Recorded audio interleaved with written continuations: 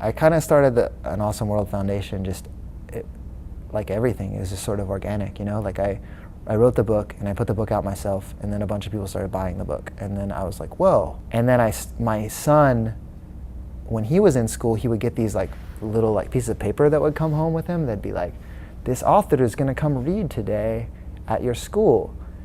Please send $17.95 if you want a copy of the book, or $19.95 if you want an autographed copy of the book, right? And I would look at it and be like, that's so crazy. Because if I was in that class, I for sure would not have had that money. I would have forgotten it, I would have lost it, my parents wouldn't have had it, whatever. A million reasons why I never would have got that book. So I'd have been the kid without the book, bummed, right? So I was like, I made these books myself, I can just give them away. This is like, no one's gonna stop me, you know?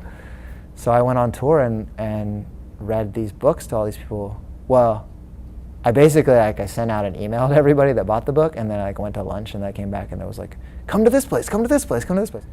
Got in a van, drove across the country, like read all these places, and every place I went was like more amazing than the next, you know? Like you're like, you're like with your friends, like, this is the coolest thing that's ever happened, and you're like, I know, and then you're like giving these books to these kids, and they're all smiling and laughing, and like, you know, some kid is like, you're Dallas Clayton, and you're like, I know, well, how do you know that? Who told you? And you're so excited, and so then I was like, how do I do this all the time, you know?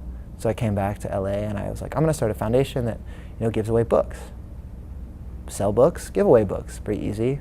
So that's what I did, and I started the foundation, and now it's like, it's kind of grown, because every time I go on tour, it's, you know, wait, we could just paint a mural on this school, or like, hey, what if we add music, or like, hey, what if, you know, we went to this hospital instead of going here, or like, what if we read in a tree, or like, this guy wants me to read at this rock concert, or like, what if I read at a skate park, or what happens if I go read to a college instead of a preschool? But like I said, like what I'm doing, it's not about, you know, giving 10 million books to kids that I never see, that live somewhere that I've never been. It's about like having interactions with people and making it a very simple, small, like powerful thing.